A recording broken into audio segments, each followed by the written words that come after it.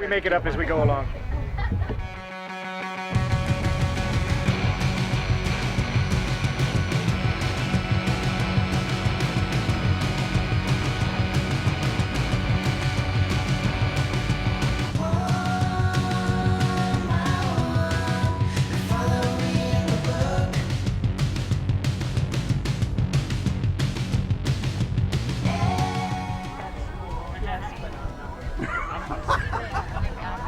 We're a high-level company here. All right, so we are on the road here at VPI. We're standing here talking with Bernie.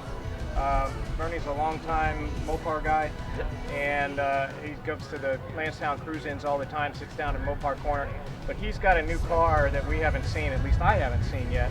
So Bernie, take us through just real quick about your car and how long you've had it. Well, I've had it approximately 6 years. Okay. Yep. When did you start working on it?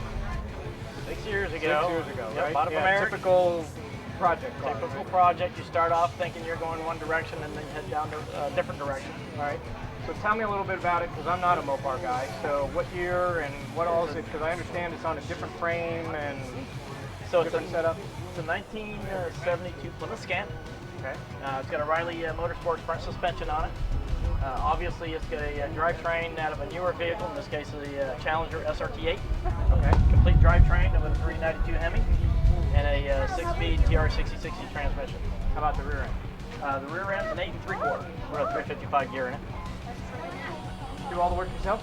I did most of it myself. I got Dick Collins, who is my engineer, my motivator. So now you've got a number of other Mopars. You have a real pretty Sublime green 67 Barracuda. Barracuda that you've also built. That is correct. Yeah, and that's more stock.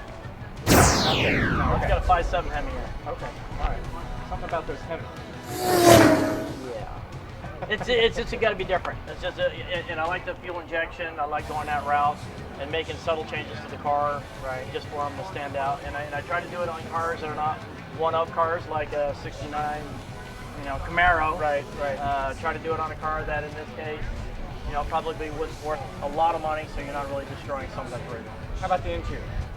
The interior is not original either. It's out of a Challenger SRT8. Now, did you do all that work yourself as well? I did everything. You get that? I did everything but do the vinyl on top. Why don't you give me your version of why this is a Resto-mod? The reason I say this is a Resto-mod is because everything outside, for the most part, is original. For the most part.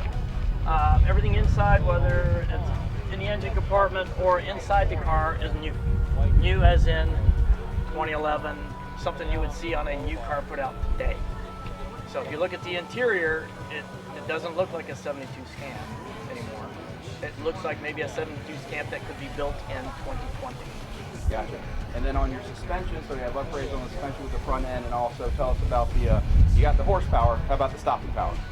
The stopping power, it's got Willwood disc brakes all the way around, and it stops fine. Like I said, it's got a Riley Motorsports front suspension in it with adjustable front shocks. 8 3/4, pretty much stock for this year make model. The engine wouldn't fit in originally because originally you would have had, in this case, the windshield wiper motor here. So basically I cut that whole back panel off and moved the windshield wiper motor underneath the dash. There you go. So that's one of those things that people wouldn't notice unless you told them about it. People wouldn't notice that in this case there's no holes anymore where you would have had the AC or your heater fan. Shocks, obviously you don't see those because they've coilover shocks now. Yeah, there's a lot of time and effort just spent in this area right here. And the beauty with the Resto-mod is that now you can take it on a trip. You got the reliability of a modern vehicle with the look of your classic vehicle. And I can bring it to the Chrysler dealer that can plug it up to the OBD report and diagnose any problems on the road. I like it. All right, tell us one of your tough spots that you had when finishing this car. One of? One of, only one. How much time? I think the toughest part was getting the speedometer to work. Is that right? Because the speedometer works off the ABS module. ABS module works off of sensors on each one of the wheels. Well, on this year make model, you don't have sensors on the wheels. So you have to basically set it up to where you can pick up speed off of your own design tone wheel and designing that tone wheel to where, in this case, it was reasonable, where your speedometer was within 5 miles an hour, took quite a bit of time. There you go. So it's just one of the small pieces of One of the building small such a pieces. beautiful vehicle. Thank you. So you've toured us around your beautiful vehicle here. We are hoping that you'll bring one of your 3 vehicles, or all 3, to the Coastal Virginia Auto Show in November of 2021. You know, we've got a whole year to get there, and hopefully we'll see you there. So we're on the road, and we're talking with Bernie.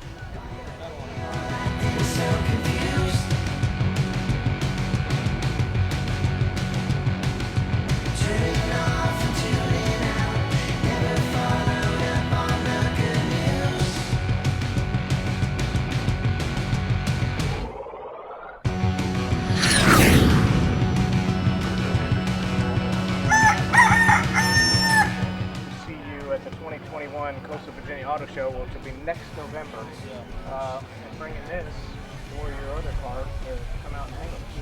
I shouldn't bring my Corvair. You should bring that as well. We'd love for you to bring all 3 of them.